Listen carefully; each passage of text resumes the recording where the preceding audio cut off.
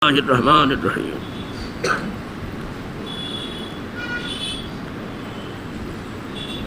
وعن أبي هريرة عن رسول الله صلى الله عليه وسلم قال من اغتسل ثم أتى الجمعة فصلى ما قدر له ثم أنصت حتى يفرغ من خطبته ثم يصلى معه غفر له ما بينه وبين الجمعة الأخرى وفضل ثلاثة أيام رواه مسلم. یہ مسلم شریف کی حدیث ہے. راوی ہیں حدیث پاک کے جناب ابو ہریرہ رضی اللہ عنہ. جمعہ کے دن خوب صفائی اور ستھرائی کے ساتھ آنا اور لوگوں سے کوشش کی جائے پہلے آنا، پھر کتنی دھوپ ہو یا بہت سردی ہو، کچھ بھی ہو،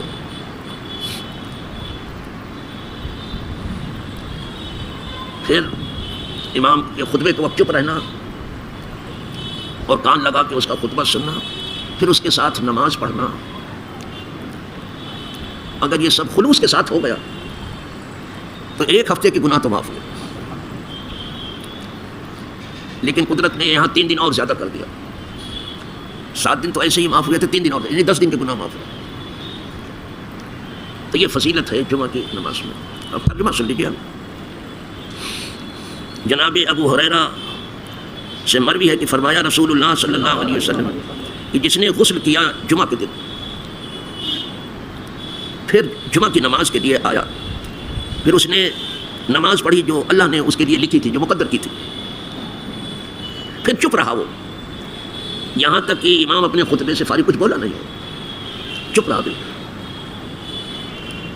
پھر امام کے ساتھ اس نے نماز پڑھی تو بخش دیے جاتے ہیں، معاف کر دیے جاتے ہیں اس کے لیے جو اس جمعہ سے لے کے آنے والے جمعہ تک کے گناہ جو ہیں، یہ دوسرا جمعہ ہے، سب گناہ معاف کر دیے. وہ فضل و ثلاثت ایام، بلکہ 3 دن اور زیادہ، یعنی 10 دن. لیکن اس کا اہتمام کیا ہے، یہاں جتنے ادب سے آؤ گے ثواب سے اتنے ہی قریب ہو جاؤ. یہ احکم الحاکمین کی بارگاہ ہے، جیسے مسجد کہتے ہیں. یہاں بڑبڑانا نہیں. کچھ لوگ بڑبڑاتے آتے ہیں، بڑبڑاتے نکل جاتے ہیں. یہ سب کچھ بھی نہیں ہونا. ایک حدیث ہو گئی صاحب، دوسری بھی سن لیجیے. انہی سے مروی ہے،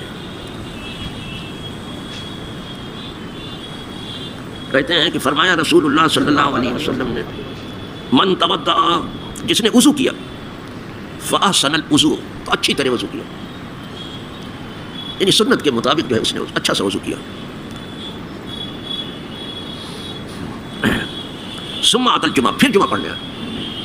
ابھی میں نے بتایا تھا کہ یہاں ہاؤس پہ بیٹھ کے وضو کرنا اور ہے، اور گھر سے وضو کر کے آنا اور ہے. لیکن اب یہاں چونکہ بندگان تجارت ہیں، سب اپنی دکان میں بیٹھے ہیں، تو سب کا گھر قریب ہو بھی نہیں سکتا. تو دکان سے آتے تو ٹھیک ہے، مسجد میں وضو کر لیں. لیکن فضیلت اس کی تھی کہ یہ گھر سے نکلتے ہی باوضو اور اچھا وضو کر کے نکلتے. یہ نماز کی پوری تیاری ہے، باوضو نکلنا. پھر اس کے بعد جمعہ پڑھنے آیا. فاستمع، تو کان لگا کر کے اس نے خطبہ سنا. سمجھ میں آ رہا ہے خطبہ تو کیا کہنا سبحان اللہ، اور نہیں سمجھ میں آ رہا ہے تو ادب سے سر جھکائے بیٹھے رہو. یہ سمجھ لو کہ تمہیں کچھ اس میں نصیحت کی جا رہی ہے. کان لگا کے سننے کا حکم ہے خطبہ. فاستمع وانصت، چپ رہا، ذرا بھی نہیں بولا.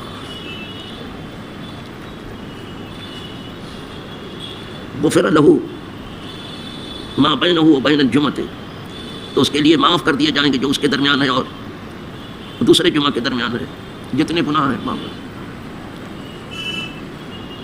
وہ ثلاثۃ ایام، اور 3 دن یہاں بھی آیا کہ 3 دن اور زیادہ، یعنی 10 دن کے گناہ. دوسری حدیث میں بھی 10 دن کے گناہ معاف. اور سب سے بڑی خوشی کی بات ہے کہ گناہ معاف ہو جاتے ہیں، نیکی لکھی جاتی ہے. خوشی کی بات ہے. وہ بھی ایک دن کے نہیں 10 دن کے. لیکن آگے اس حدیث میں یہ اتنا اور ہے،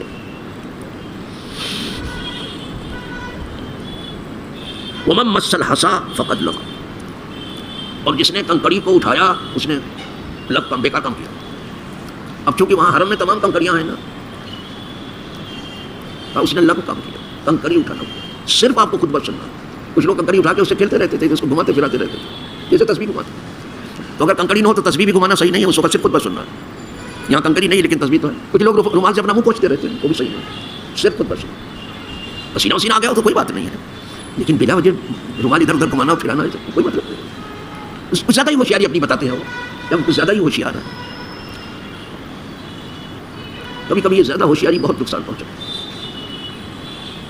زیادہ بیوقوفی تو نقصان پہنچاتی ہے، یہ تو سب کو معلوم. لیکن کبھی کبھی جو بہت زیادہ ہوشیاری کرتا ہے وہ زیادہ نقصان پہنچاتا ہے. کنکڑی سے بھی نہیں کھیل سکتے آپ. بہت اہم ہوتا ہے وہ خطبہ جو جمعہ کے دن دیا جاتا ہے. سمجھ میں آتا ہے تو بھی سبحان اللہ، نہیں آتا ہے تو ادب سے سنتے رہو. اللہ کے حکم کی ایک پابندی، اس نے کہا کان لگا کے سنا تو سنا. یہ دو حدیث ہوئی. ایک اور سن لیجیے، اس میں کچھ الگ بات ہے تیسری میں. یہ دو تو ایک جیسی تھی، اب تیسری حدیث جو آ رہی ہے وہ الگ ہی بیان کر رہی ہے.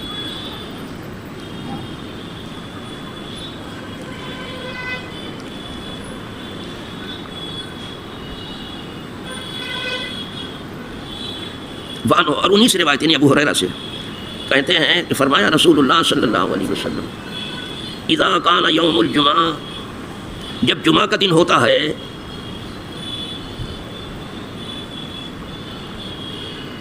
وقفت الملائکۃ علی باب المسجد، تو فرشتے آ کے دروازے مسجد پر کھڑے ہو جاتے ہیں. جیسے واچ مین کھڑا رہتا ہے نا دروازے پر یا بیٹھا رہتا ہے، فرشتے کھڑے رہتے ہیں دروازے مسجد پر آ کے، فرشتے کھڑے ہو جاتے ہیں. اب چونکہ وہ نوری مخلوق ہے، لہذا وہ جو خود نورانی مخلوق ہو وہی ان کو دیکھ سکتا ہے. ہم آپ ان کو نہیں دیکھتے، وہ آ کے کھڑے ہو جاتے ہیں دروازے مسجد جمعہ کے دن. ان کی بھی ڈیوٹی ہوتی ہے. پھر کیا کرتے ہیں وہ؟ یکتبون الاول فالاول، تو وہ نام لکھتے ہیں سب سے پہلے آنے والے کا، کہ آج جمعہ پڑھنے کے لیے سب سے پہلے کون آیا، اس کا نام لکھتے ہیں، اس کے باپ کا نام لکھتے ہیں. ان کو سب معلوم ہے، وہ باپ دادا سب کو جانتے ہیں، کتاب ہے نا ان کے سامنے سے. اس کا نام لکھتے ہیں فرشتے کہ یہ سب سے پہلے آیا اللہ کی یاد کرنے کے لیے. جب پہلے کا نام لکھ لیا تو اس کے بعد جو پہلے آیا اس کا نام لکھتے ہیں، الاول فالاول. اس کے بعد جو آیا اس کا بھی نام لکھتے ہیں.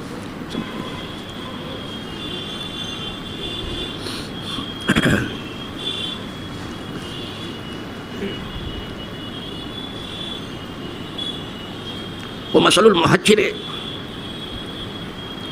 کمثل الذی یہدی بدنۃ، اور کہاوت اس آدمی کی جو لو دھوپ سخت سردی میں سب سے پہلے آیا، اس کی کہاوت بیان کی جا رہی. وہ کیسا ہے؟ وہ ایسا ہی ہے جیسے اس نے ایک اونٹ بھیج دیا مکے میں کہ وہاں قربانی اس کی ہو جائے. ایک اونٹ کی قربانی، بدنہ کہتے ہیں اونٹ کو. ویسے اور بڑے جانور کو دوسرے کو بھی بدنہ، لیکن مشہور دنیا عرب میں یہی ہے بدنہ اونٹ. گویا ایک اونٹ آپ نے حرم میں قربانی کے لیے بھیج دیا. نہ جاننے کی وجہ سے کتنا نقصان کر رہے ہیں لوگ. کوئی حد ہے اس کی؟ ایک بکری مشکل سے ہوتی ہے، ایک اونٹ کی قربانی. تو گویا ایک اونٹ وہ بھی مکے میں بھیجا مینا، یہودی ہدی بنا دیا اس کو. گویا مکے میں مینا بھیج دیا اس نے، وہ ثواب ملتا ہے ایک اونٹ کا. کیا شیطان نے پکڑ کے رکھا ہے.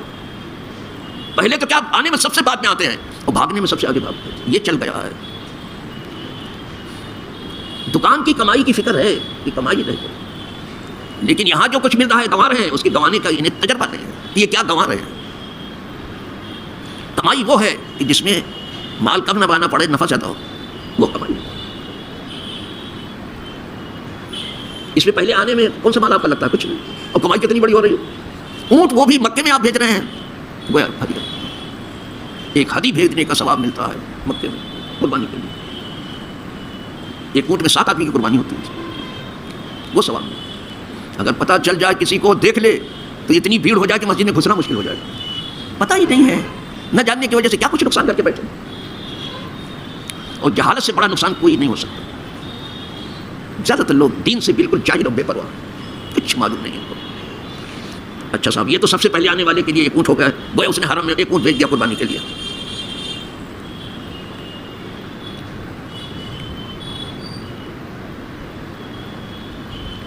ثم کالذی یہدی بقرۃ، پھر اس کے بعد جو دوسرا آیا تھا اس دوسرے کے لیے کیا ہے؟ گویا ایک گائے اس نے بھیج دیا ہر وقت اس کے لیے، اونٹ کا زیادہ ہوتا ہے ثواب، تو گویا اس نے ایک گائے بھیج دیا، اچھی بات ہے، یہ دوسرے کا ثواب ہو گیا۔ ثم کبشن، تیسرا آدمی جو آیا اب اس کا کیا ثواب ہے؟ کوئی تو تیسرا ہوگا ہی، تیسرے کا ثواب گویا اس نے ایک دمبا بھیج دیا قربانی کا، اس کو بھی ملا ایک دمبا بھیجا تیسرے نے، یعنی جیسے جیسے لیٹ ہو رہا ہے ثواب کم ہوتا جا رہا ہے۔ خدا کی راہ میں جو دوڑ لگانے والے ہیں، جو دوڑ میں آگے تو اس کا تو آگے نمبر ہوگا ہی، یہ خدا کی راہ میں دوڑ لگانا ہے، لیکن یہ تیسرے کو جو ہے ایک دمبا بھیجنے کا ثواب ملے گا، کبش کہتے دمبا، اچھی بات ہے سر۔ ثم دجاجتن، پھر چوتھا آدمی جو ہے اس کا کیا ہے؟ اب وہ ایک مرغی بھیج دیا اسے، مرغی کھاتے ہیں تو مرغی بھیج دیا، بات مرغی پہ پہنچی، چوتھا آدمی جو ہے گویا اس نے ایک مرغی عرب میں بھیجی بیچارے کو، لیکن بھیجا تو ایک مرغی ہے، صحیح ہے، مرغی کھاتے ہیں مرغی بھیج دیا، یہ چوتھے آدمی کا ہے۔ اچھا صاحب، ثم بیضۃ، پانچواں آدمی جو ہے اس کا ایک انڈا بھیج دیا اس نے، بیضہ کھاتے ہیں وہی ناشتہ پانی ہے، اب ایک انڈا، بس یہ پانچ آدمی کا ذکر، انڈے تک کا ذکر ہے۔ اس کے بعد پھر جو ہے وہ اپنا دفتر لپیٹ دیتے ہیں فرشتے، اور اندر مسجد کے آ جاتے ہیں، وہ خود خطبہ سنتے ہیں، جو خطبہ یہاں سے دیتا ہے امام ممبر سے وہ خود سنتے ہیں فرشتے، تو پھر بارگاہ خدا بندی میں جا کے اس کی گواہی دیتے ہیں کہ کیا خطبہ دیا اس نے، کیا کہا۔ ایسا تو ہے نہیں کہ جو خطبہ دیتا ہے کوئی نہیں سمجھتا، علماء سمجھتے ہیں، طلبہ سمجھتے ہیں، پڑھے لکھے لوگ سمجھتے ہیں، جو عربی داں ہیں سب سمجھتے ہیں، عرب سمجھتے ہیں۔ اب یہاں جو آپ کا بیچارے نشر کر رہے ہیں یوٹیوب پر، تو بعض جو ہے عربوں کے ساتھ رہتے ہیں، کبھی کبھی یہاں عرب آ جاتے ہیں اور سنتے ہیں، سننے کے بعد وہ جا کے کہتے ہیں سب سے کہ خطبہ بہت شاندار دیا، اور بیچارے جو کچھ جانتے نہیں وہ کیا سمجھیں، وہ تو انتظار میں کہتا آخر دعوانا الحمدللہ رب العالمین، بس پھر وہ اپنا نام جو ہے دفتر لپیٹ دیتے ہیں انڈے کے اوپر، بس 5 تک کے لیے کہاں پہ، 5 کا عدد بھی کیا ہے۔ اسی لیے فقیر کا دستور ہے کہ میں جمعہ کے دن کو سب کر کے کوشش کرتا ہوں کہ سب سے پہلے مسجد میں آؤں کہ کوئی آیا ہی نہ ہو، 12 بجے آ جاتا ہوں، اس وقت کوئی آیا ہی نہیں، آ جاتا ہوں، زیادہ تر اسی وضو سے پڑھاتا ہوں میں جو کر کے آتا ہوں گھر سے، کبھی ضرورت پڑ گئی دوسرے کے تو دوسرا بھی کر لیتا ہوں، لیکن زیادہ تر وہی وضو جو گھر سے کر کے آیا اسی کو پڑھاتا ہوں، یہ نہیں کہ صرف آپ کو بتاتا ہوں، اس لیے یہ دکانداروں کے حلق کے نیچے بڑی مشکل سے اترے گا، ابھی دنیا کا نفع ہوتا فٹافٹ آ جائے گا حلق کے نیچے، دل کی تہ تک پہنچ جائے، لیکن آخرت کا نفع ان کی سمجھ بڑی مشکل سے آتا ہے، پہلے آنے کی کوشش کریں۔ چلو سر، فیضا خرج الامام، پھر جب نکلتا ہے امام نماز پڑھانے کے لیے، توصف، تو وہ اپنا جو ہے دفتر جس میں لکھتے ہیں اس کو لپیٹ دیتے ہیں، دیکھا کہ امام نکل پڑا، دفتر لپیٹ دیا، جو لکھ رہے تھے دفتر لپیٹ دیا۔ اب کیا کریں گے؟ توصفہم ویستمعون الذکر، اور کان لگا کر کے خطبہ سنتے ہیں، فرشتے سنتے ہیں، خطبہ کان لگا کے سنتے ہیں۔ متفق علیہ، یہ بھی امام بخاری امام مسلم دونوں نے بیان کیا۔ الحمدللہ آج میں نے 3 حدیثیں پڑھ دیں، اور 3 حدیثوں میں کچھ نہ کچھ تو آپ نے سیکھ ہی لیا۔ پہلی میں 7 دن تھا، پھر دوسری 2 حدیثوں میں 10 دن آیا، لیکن اس میں ایک بات تھی کہ کوئی لغو کام مت کرنا جمعہ کے دن، رومال سے گھڑی منہ مت پوچھنا، زبردستی تسبیح کا دانہ مت پھرانا، اور سنو جو کچھ کہا جا رہا ہے اس کو سنو، قاعدے سے سمجھ میں آتا تو ٹھیک، نہیں آتا کوئی بات سمجھنے کی کوشش کرو، مت گھماؤ تسبیح، کنکڑی گھما نہیں سکتے، اگر کنکڑی اٹھا کے گھمایا تو آپ نے غلط کیا، اس میں۔ اور تیسری حدیث میں تو ثواب بتا دیا، خدا کرے یہ ثواب حاصل کرنے کی جو ہے لوگ کوشش کر رہے ہیں، اور خدا کرے اس کوشش میں ہر کوئی کامیاب ہو۔ وآخر دعوانا ان الحمدللہ۔